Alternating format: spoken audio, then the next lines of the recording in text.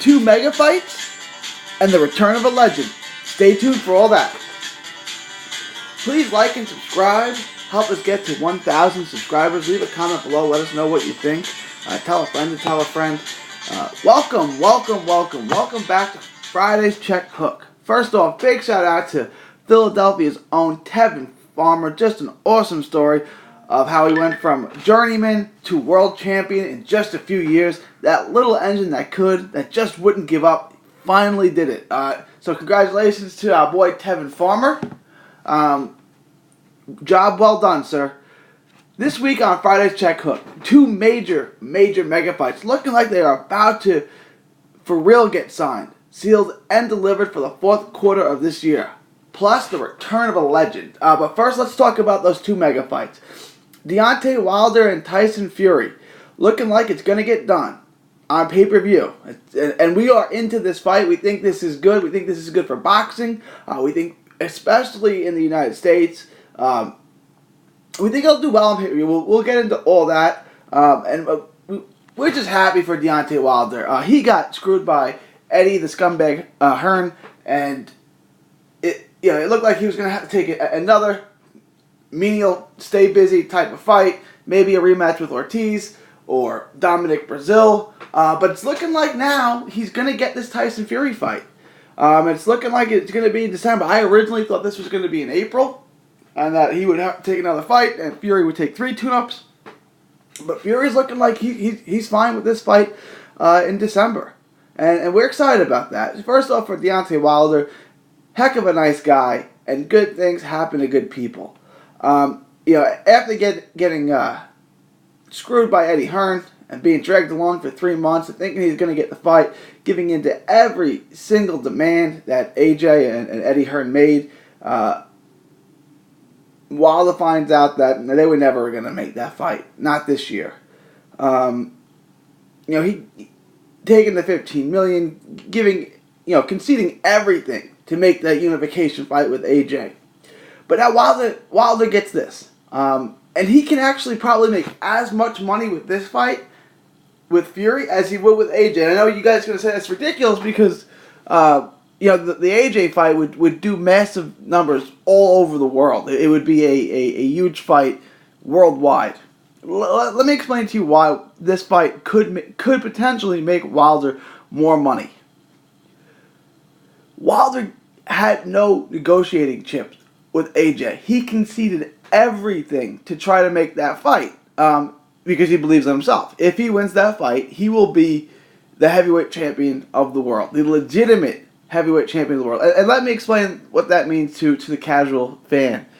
If LeBron James, Kobe Bryant, Tom Brady, whoever else, Aaron Judge, if all those athletes are in one room, Deontay Wilder, the heavyweight champion, is the star in the room. They all want to talk to him. He gets all the publicity. That's what an American legitimate heavyweight champion gets. And he would need to beat Anthony Joshua to become that. An American heavyweight champion of the world is like the crown jewel of the athletic world. The crown jewel. It's the athlete that your favorite athlete wants to be like. It comes along with $30 million paydays plus. You talk about Evander Holyfield, Mike Tyson. Look, James Buster Douglas was the legitimate heavyweight champion for about 6 months. Does anyone forget his name? Did he get paid? Sure did. That's what comes along with that. And so Wilder was hedging a bet on himself that I will take the short end of the stick in this one fight for the future end over, right? And Floyd Mayweather kind of did this when he fought Oscar. He let Oscar, who was the pay-per-view king at that time, this is going all the way back to 2007, I believe that fight was, and he made every single concession. He let Oscar dictate the terms, the size of the gloves, the size of the ring, the weight. He gave Oscar whatever he wanted. He took short money. And then look what Floyd Mayweather became. He became a massively big pay-per-view star. He's made, multiple times what Oscar made. And he made himself into the biggest name, the biggest money producer in the history of sports. And most of that was done off the back of beating Oscar De La Hoya. So he did the same thing. He hedged a bet on himself that once I beat Oscar, I will be the king of the sport. And that's what Wilder was willing to do. He was willing to make every concession and give in to every single demand that Joshua would need for the long-term gain. Except he was being dragged through the mud by Eddie Hearn and Anthony Joshua. So this fight, look, Tyson Fury doesn't have a belt. He's the lineal champ, right? He's the man who beat the man. He beat Klitschko. He is the man. He's never been beaten. But he took 2 years off. But he's never been beaten. So, it's one of those things like when Ali was suspended for all those years. It's like, well, you can't really consider him the heavyweight champion, but no one's ever beaten him. So this would match Tyson Fury, who is the lineal champ, against Deontay Wilder. If Wilder beats Fury, he has a claim to being the lineal champ. That gives him another negotiating chip with Anthony Joshua down the road. We also believe that in the United States, Tyson Fury is a bigger star than is Anthony Joshua. Fury's from England, but he's of Irish descent. He has that background, right? And the Irish fans love to come out for their fights. Now, we saw John Duddy and lousy Irish fighters draw big crowds, right? If you're from New York, you know this. Tyson Fury is a bigger draw than Anthony Joshua. You say, well, how can I say this? Well, take common opponent. Take Klitschko. Both Anthony Joshua and Tyson Fury fought Klitschko. Who did a bigger number with Klitschko? Well, Tyson Fury did, and it wasn't even close. Tyson Fury fought Klitschko on HBO, and it did 1.1 million views. Anthony Joshua fought Klitschko on Showtime, and it did about 600,000 pay-per-views. How has Joshua done since? Well, he's done about 300,000 to 400,000 views in his last two fights with Takam and Parker. Parker was a unification fight. 300,000 to 400,000 views. I'm sorry, did I say buys earlier? I'm sorry, not buys, views. 300,000 to 400,000 views is not good. It's really bad. It's not a pay-per-view star. 1 million views, like 1.1 I think it was, is what Fury did when he fought Klitschko is. Fury can sell the fight. A Fury versus Wilder build-up would be legendary stuff. I mean, both those guys love to talk. Both of those guys are not afraid of a big stage or of a mic. Anthony Joshua's a clever guy. I mean, I'm not saying anything, but he doesn't build a fight like these guys. This fight, I think a Wilder-Fury fight does 300,000 to 400,000 pay-per-view sales. That's not a massive number, but it's a good number. It could potentially do more. Yeah, actually, I think it does closer to 500,000. I think a fight with Anthony Joshua, who is not a star in the United States. Look, if you don't believe me, call up your local sports radio station. I don't care where in the country you're listening to. If you listen to us in New York, call the fan. I don't care where you're listening. If you're in Philly, call up your local radio station. When they're talking about NFL preseason, or they're talking about baseball or college football, call them up, ask about Anthony Joshua, and they will act like they have no idea what you're talking about. They'll ask you what team he plays for. Anthony Joshua is a massive star in the UK. He is not a star remotely in America, outside of hardcore fight fans and the casual fans. Just the sports fan. And you need to get the sports fan to buy pay-per-views to make it a success, right? Like when Holyfield or Tyson or Lennox Lewis or Oscar De La Hoya or Floyd Mayweather fought or Manny Pacquiao fought, you would get the average sports fan, not necessarily a boxing fan, but a sports fan who watches a few fights a year to buy that fight. That's what you need to do. Fury has the ability to do that with Wilder because the build-up would be so good. No one in this country really cares about AJ. I mean, there's a bunch of Wilder fans in this country who hate him, and he has, Joshua has a small fan base in this country, but it's nothing to speak of, which is why his fights don't do any views.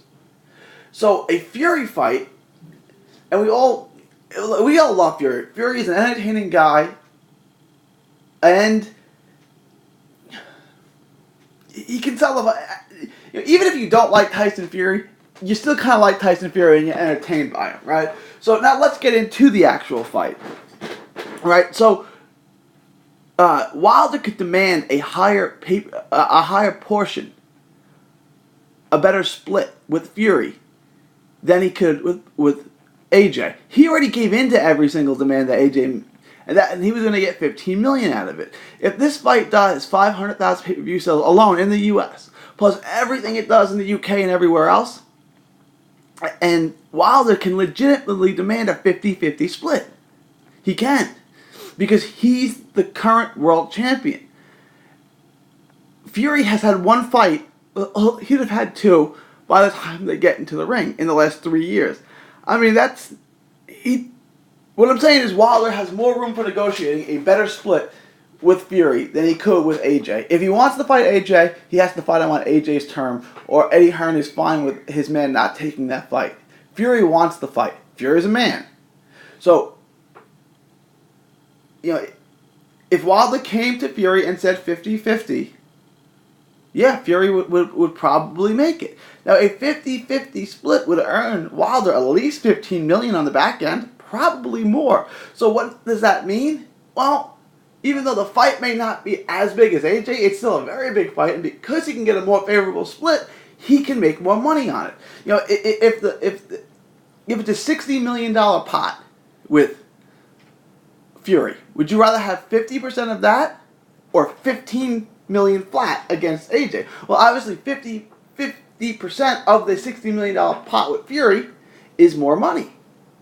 So not only does that give him more money in the short term, it also gives him a better negotiating chip if he does go back to the table with Anthony Joshua. Look, I just beat Tyson Fury on pay-per-view. It did 60 million, it did, 500,000 pay-per-view sales in the U.S., and I'm the legitimate heavyweight champion of the world. If I'm Deontay Wilder, that's my bargaining chip.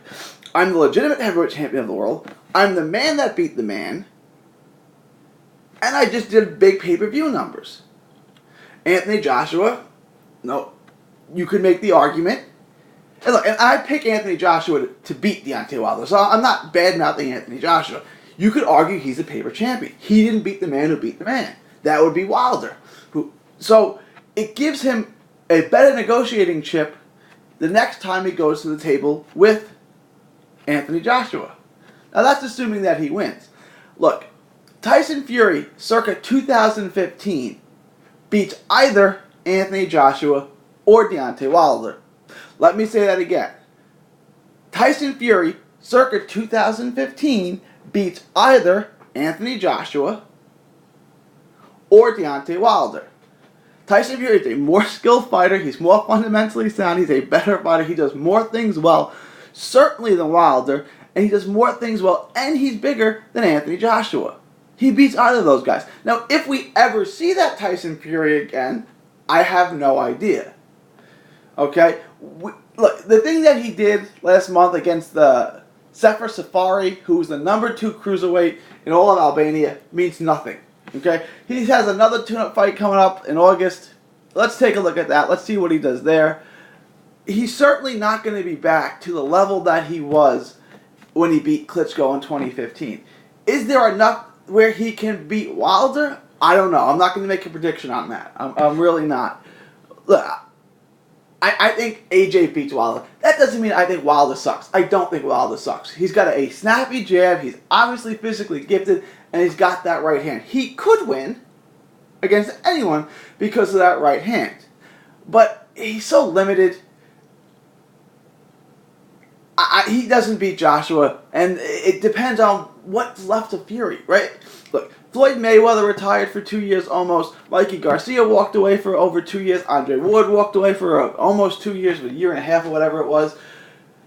They didn't come down with a drug habit and gain 200 pounds like Tyson Fury did. They stayed in shape. So their comeback, and Ward took 3 tune-up fights before fighting Kovalev. But they stayed in shape. They stayed in the fighting realm. They didn't go off and do all crazy things like Tyson Fury did. Is Tyson Fury going to be back to his top form by December? No. Right? So, if in a perfect world, I would rather see this fight in April, but it's fine in December too. I would like to see Fury get 3 tune-up fights get himself reestablished, and then see who's better. Tyson Fury, Deontay Wilder. I don't think we're going to get the best version of Tyson Fury, the absolute best version of Tyson Fury in December, but we'll get a pretty good version. And whether or not that's good enough to beat Wilder, only time will tell. But that fight does look like it's going to happen, and it does look like it's going to happen on pay-per-view. And we think that's a great thing for the sport, and we think that's a great thing for both fighters. The next mega fight that looks like it's going to happen also in the fourth quarter, and we are not in favor of this one, is Mikey Garcia and Errol Spence. Yes, we put Mikey Garcia names first because he would get the 51-49 split. When you're already nitpicking down to exact splits, like 51-49, that means this fight is close. We've been on the record a bunch of times saying we think that this fight's going to happen. Now, we think it shouldn't happen. We think there's absolutely no reason for this fight to happen, but we understand why it will. We understand why both fighters want it, and the money's right. It's going to get made. When both fighters want to fight, and there's a demand for the fight, look, I'm going to watch the fight. I don't love the fight. I actually hate the fight, but it's Mikey Garcia and Errol Spence. It's two of the top 10 pound-for-pound fighters in their prime in the world fighting each other. Yeah, I'm going to watch it. When Errol Spence knocks him out, I'm going to be like, well, Mikey should have never gotten the ring, right? But, the same thing with Kell Brook and Triple G. It's like, this fight's ridiculous, but I watched it, and I'm going to watch this too. And Mikey's actually going to be the A-side. We think Texas is the perfect location for this fight. You could sell it in Dallas, where it would do huge. I think that's fair. If Mikey's going to get his name first, he's going to get the 51-49 split. Then let Errol have a home game. The other thing we want to discuss. Okay, look. Canelo versus Triple G is going to be a pay-per-view in September. I believe the first fight was $80 pay-per-views. $80 for a pay-per-view in the United States. It was $80 to order that fight. Wilder versus Tyson Fury is going to happen in December. Let's say that's another $70. If Mikey and Errol fight in November, December, that's going to be another $70 that we have to spend. You're now asking the average fight fan to shell out over $200 in a span of 3 months or so to buy these fights. That is a lot of money, and you're not going to maximize it. So one of these fights, and I think they're all going to go on pay-per-view, one of them, meaning Mikey versus Errol, not a good look to put on pay-per-view because it's going to bust. Because, look, that's a lot of money. There are people out there, you have kids, family, you have money that you have to spend it on. And when there's a pay-per-view fight once, every 6 months, so it's fine. Okay. Maybe get a couple friends together and split it. Someone brings the food, so whatever. When you have 3 fights like this, where you're asking $70 or $80 a month, added onto your already astronomically high cable bill, it's a little bit much. It's a little bit much. And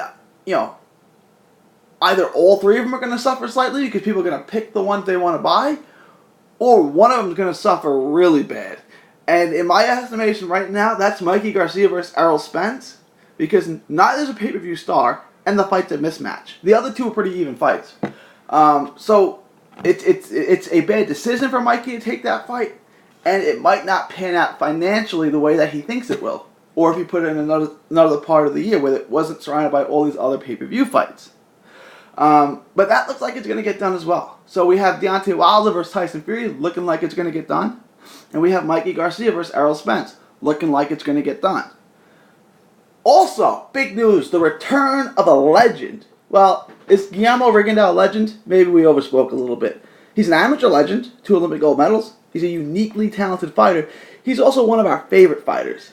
Coming back after his embarrassing quit job against Lomachenko last December, he has left Rock Nation and is a promotional free agent. Let's see where he goes from here. But we're glad to see him back. I'm a big Rigo fan. I've always has been. I always have been. I don't like the way that he was treated by other promotional companies. We've seen the pictures of him training. He's getting ready. He's coming back. He'll probably take a tune-up and return to 122 junior featherweight. We think. That's not confirmed. Who do you guys want to see him return against? Leave a name, leave a thought, leave a comment below. Let us know who you think Rigondeaux is going to fight. we have a couple of names which we picked. And it'll probably take a tune-up before he takes on either of these 5 names. So this fight here with one of these names is probably 8 to 12 months away. But Isaac Dogbe, top-ranked fighter, WBO champ, be a great fight. That would be a dangerous fight. Diego De La Hoya, who's obviously with Golden Boy. Ray Vargas, who's with Golden Boy. Louis Neary's available. And Daniel Roman, who's with a promotional company named Thompson Promotions. I don't even know what that is. It's probably best for Rigondeaux to stay away from Al Heyman. You know, none of these Al Heyman guys. Can he stay a promotional free agent? Maybe that's not a bad option. Have promoters done Rigondeaux any favors at all? We've given a bunch of names. He should probably stay on the HBO side. But they've treated him so badly, and why would you want to stay there? Does he go to Bob Arum with Top Rank? I mean, they shafted him with that Lomachenko fight. They gave him $400,000 for what was one of the biggest fights of the year on ESPN. Where what did Loma make? Like $1.6 million for that fight? And that fight was never supposed to happen. And Rigo made a wager on himself, and he came up on the losing end of that. It's a tough decision for Rigondeaux. But El Chacal. What does that mean? The Jackal? You know, my Spanish listeners, leave that below. Is El Chacal, that means the Jackal? I think it does. There's no easy answers for Rigondeaux. I mean, we've given 5 names, which we think would be an interesting fight after he probably takes a tune-up. He could win all those, but let's see if the Loma fight had more to do with Loma or more to do with Rigo's in a complete decline. But we're glad to see him back in the ring. Let us know what you think. Leave your thoughts, comments below. For Friday's Check Hook, this is 3D Boxing signing off. Thank you, good night, and God bless. Enjoy 3D Boxing vlog videos? Show us some love by clicking the like button. Don't miss a tweet, post, story, or video. 3dboxingvlog.com is also on Facebook, Twitter, and Instagram. Hit the subscribe button now to stay inside the ring.